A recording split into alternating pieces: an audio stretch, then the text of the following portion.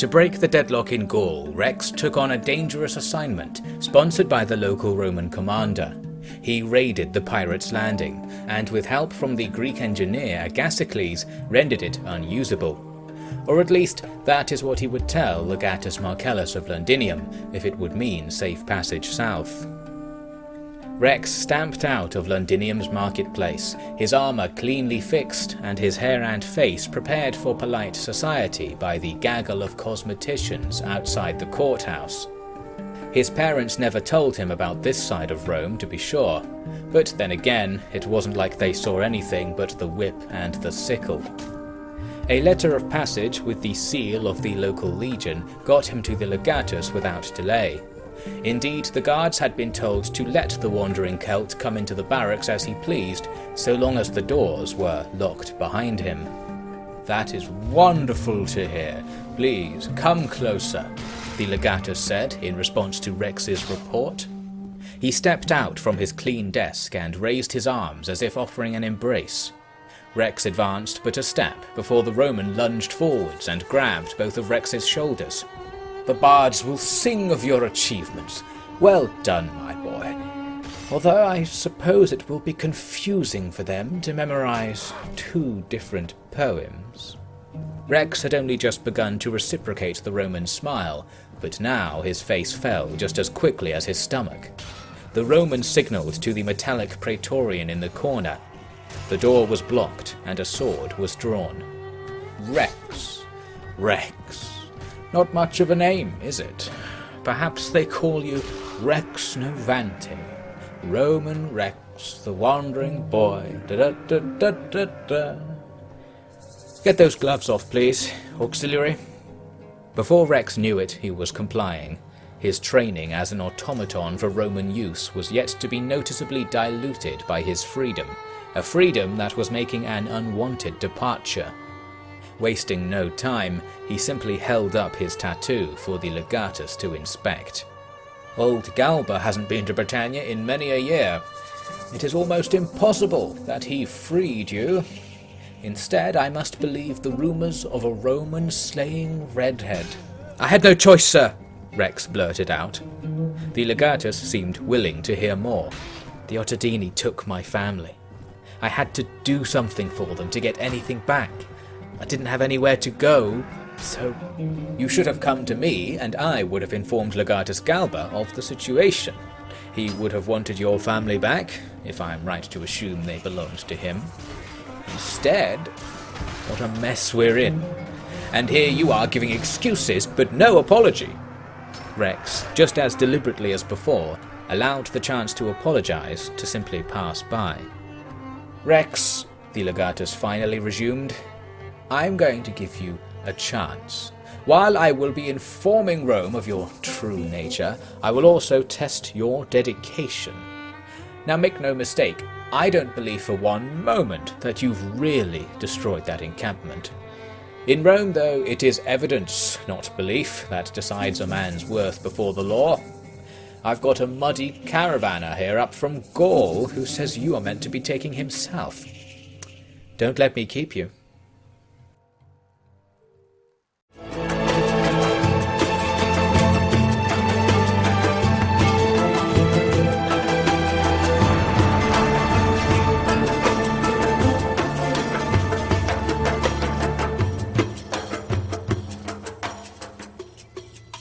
Hello and welcome back to Rex Romanum. Right now we are escorting a caravan from Londinium to Massilia.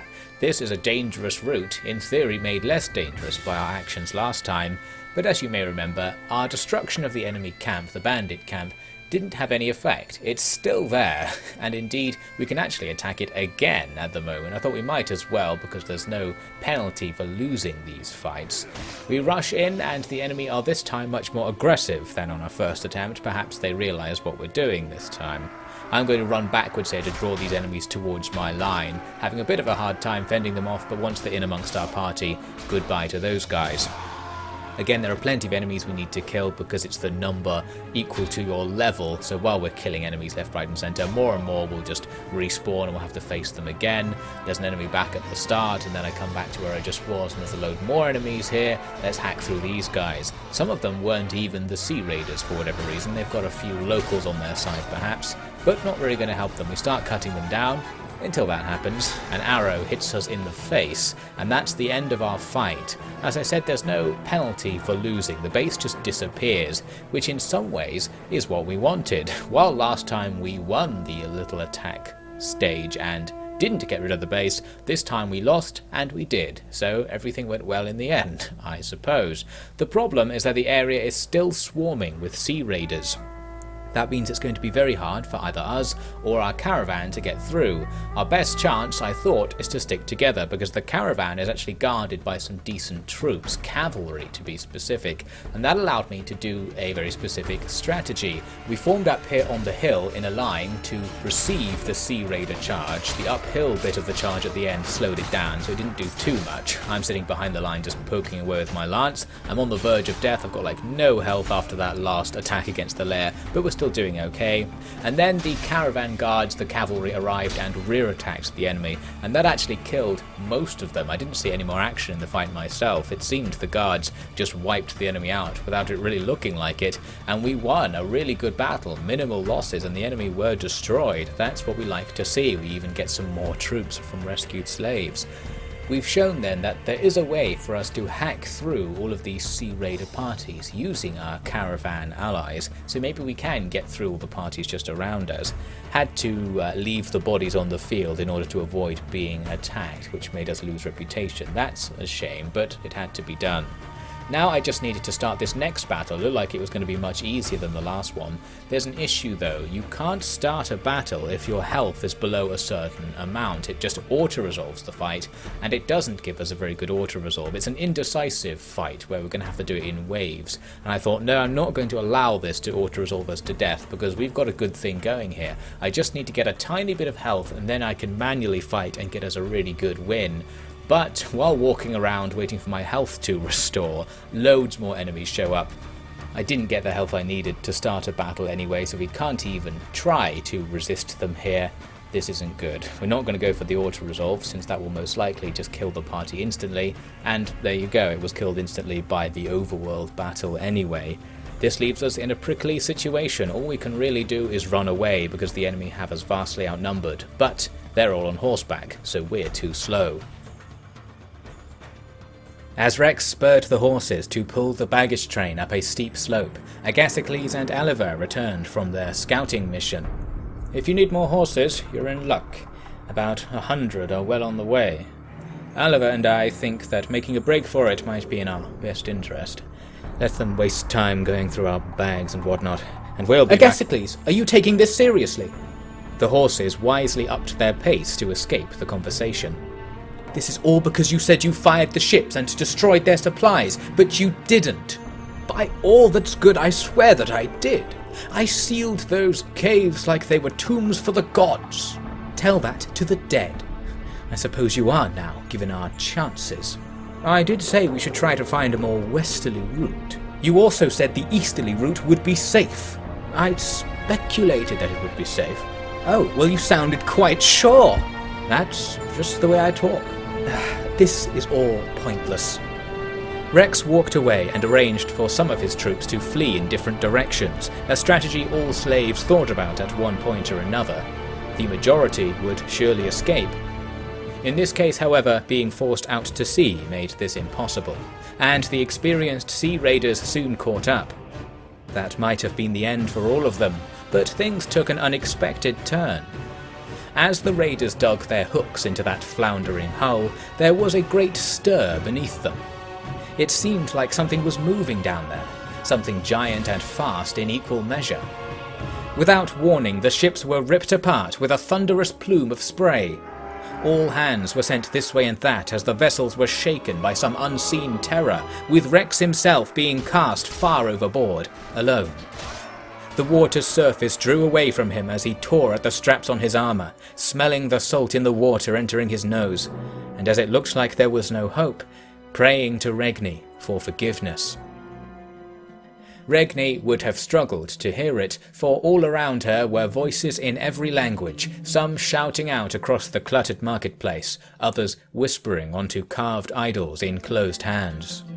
She was one of the few in her cage not appealing to a god, not even the huge statue of Saturn that overlooked them, despite her full knowledge of what gifts he was said to bestow. A man with 3 dogs arrived and ordered the cage be opened. Regni was among the few directed to step out, all of whom shared her youth and heritage as born slaves. The dog handler slammed the cage shut and took them towards a large building across the marketplace. In front of it sat a man in the toga of Roman nobility, yet with the engraved talisman of a slave around his neck. As a lively debate over money was held, Regni looked up at the sculpted pillars, colourful banners and bright sky of the Roman capital. For a few fleeting moments, she found it to be beautiful. Then there were calloused hands all over her and barks to follow the toga man up the steps in front of them. What beauty there was in that scene was easily forgotten. Far from Rome, on the edge of the empire and indeed the world, a lonely coastal village was under attack by bandits. The lone survivor of the shipwreck a few days prior suddenly produced a helmet and blade and agreed to help defend the farms of those who had saved him. We've got another village under attack, just like how Rex started his career as a warrior, only this time around he's well armed and well trained with his weapons, so he can actually participate in the battle fully and make sure we aren't relying on luck and the skill of the peasants to win. We can cut down these bandits, they're poorly equipped in comparison to us, although we aren't wearing any chest armor because we lost it during the previous engagements. Still, we've got more than enough strength to overcome these bandits and save the village. Lots of the peasants did actually die in that fight. They're obviously not very armoured themselves, but it's just winning that counts in these situations. Also glitches the game out apparently. I think it's because when you don't have any heroes in your party, it sometimes causes some glitches after battles, but whatever. So there we have it, we have saved this village. The question now is, what is this village exactly? It's the village of Brigantium, which is in northwest Iberia. I've decided that to bypass the rather untenable situation in Britannia, we're going to be shipwrecked over here. We are sort of starting over. We've kept our skills and most of our inventory, so it should be easier this time, and it will be much easier because this area is very safe and secure in the Roman Empire. There's nothing going on in Iberia. We're going to try and get a foothold here and continue on with the adventure, and we'll also hope to link back up with our party members later on, since they just get scattered all over the world if the party disbands like that. For now, we're going to head towards the nearest town.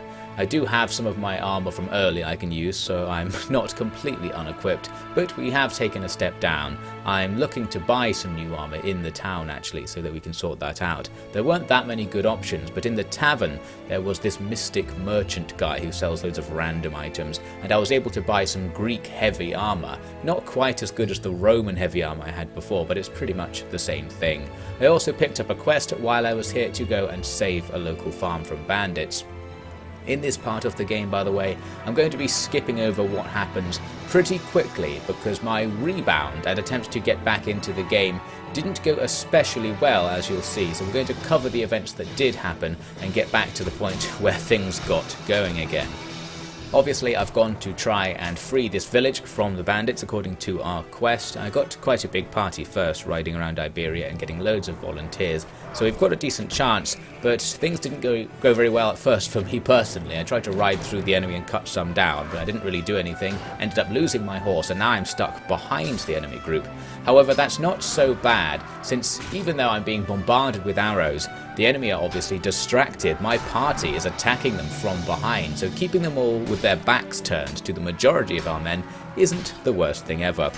I can't survive though, there are too many archers shooting me, and I'm eventually knocked down after killing a few of the enemies. Now we just have to rely on our party to try and deal with the situation. Luckily we didn't take any long-term wound from that knockout. The bad news is that our party are not being terribly productive. You can see my attack on the enemy's rear didn't work very well, since many of my men were distracted, glitching out along the edges of that bridge thing. So, obviously not ideal. But it does go on to work in the end. We do win the fight. We had quite a few low-level troops on our side, giving us lots of numbers to play with, which eventually proved decisive.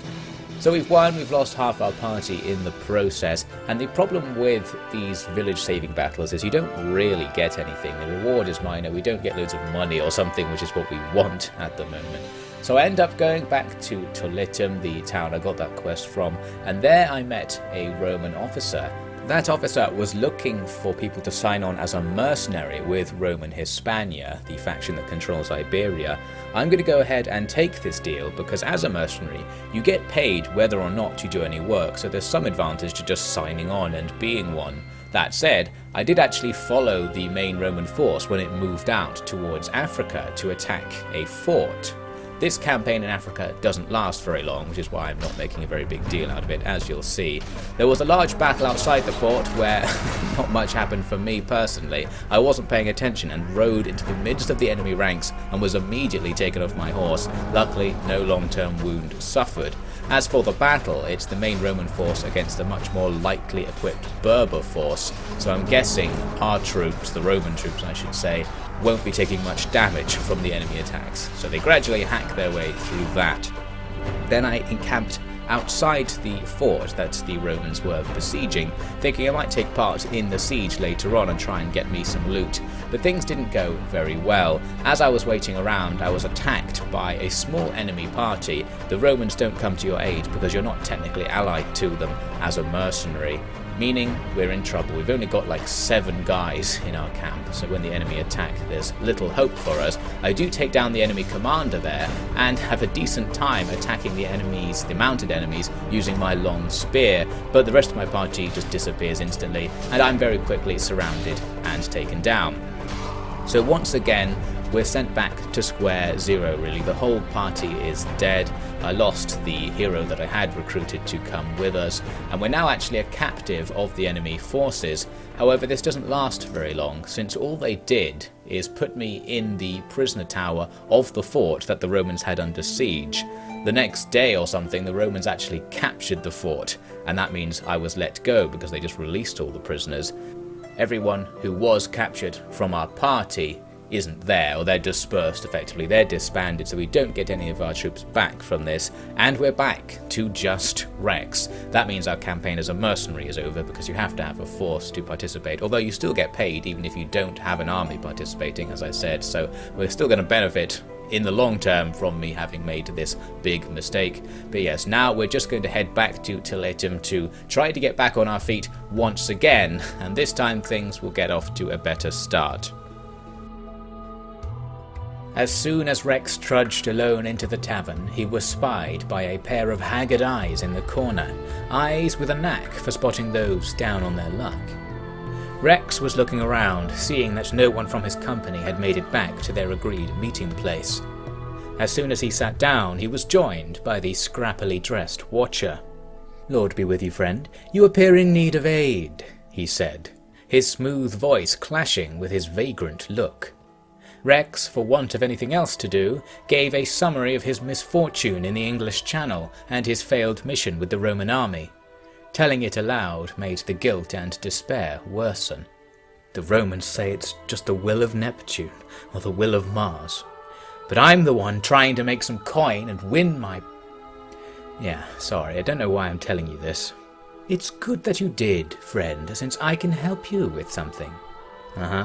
Those Romans were wrong. And I say that as a Roman myself. Your fate is not determined by those imagined meddlers, or even by you.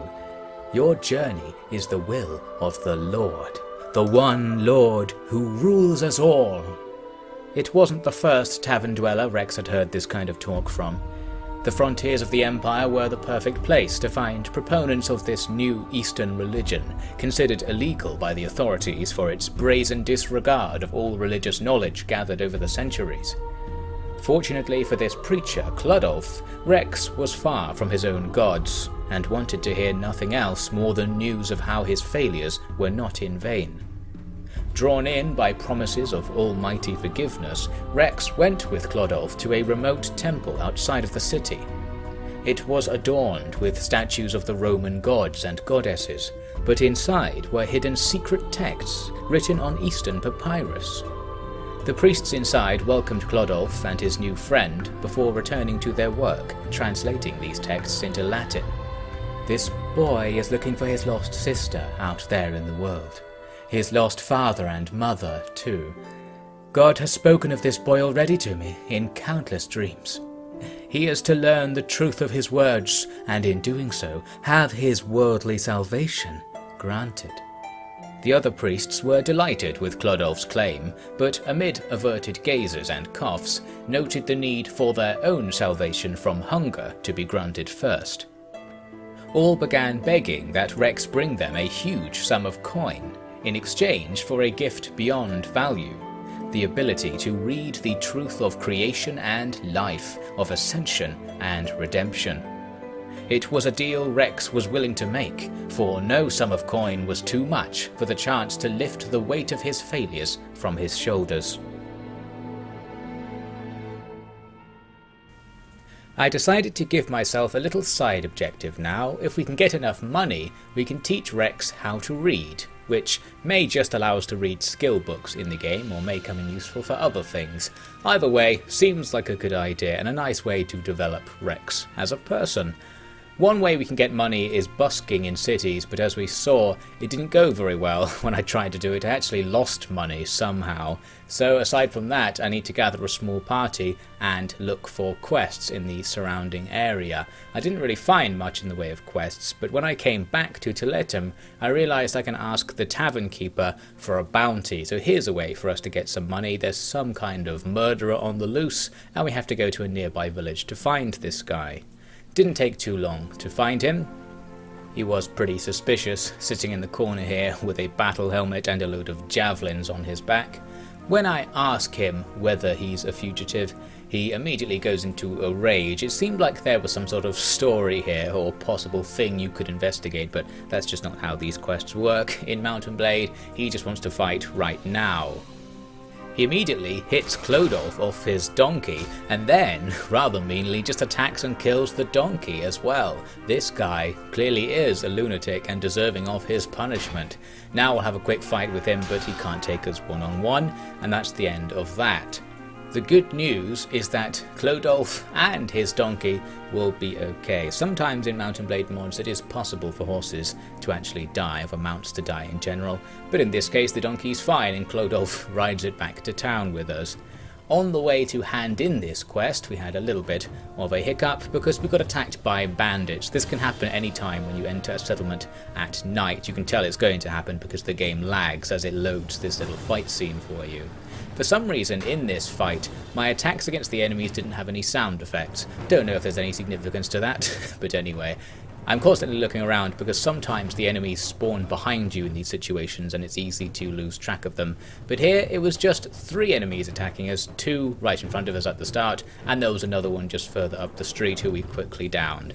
So that's actually pretty good that we got ambushed like this because it's going to make our little journey more profitable. We got 150 coins from doing that and we get 300 from completing the quest. That said, I did also hire a party and afterwards start upgrading them, which spent way more money than I got doing that quest. This is a bit of an investment really, since having a party with some ability may allow us to make more money, but it depends on what quests we can get or whether we can come across hostile parties to attack. I went to Carthago Nova in order to practice some busking, and this time I got some actual money. I got 4 coins. It also enhances your bardic reputation. There's some sort of mini-game on the side going on there where you can gradually become a famous singer or something. So we'll keep working on that, I suppose, just for no reason. Here's the real reason we're here in Carthago, to talk to the Guildmaster. He says that there are bandits who attacked someone on the road, quote unquote, between here and Carthage, the real Carthage, or the original Carthage I should say.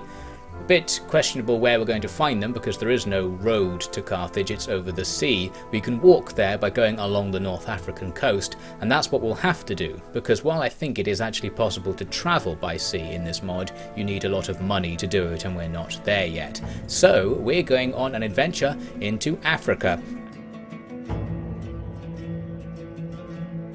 The gambit of working with the Romans had not paid off. Rex's status as an escaped slave was starting to become known, with only the assumption that he had died in the English Channel preventing it from reaching his new home in Iberia. More failed attempts to travel east without being questioned left him scarred and cost him most of his money.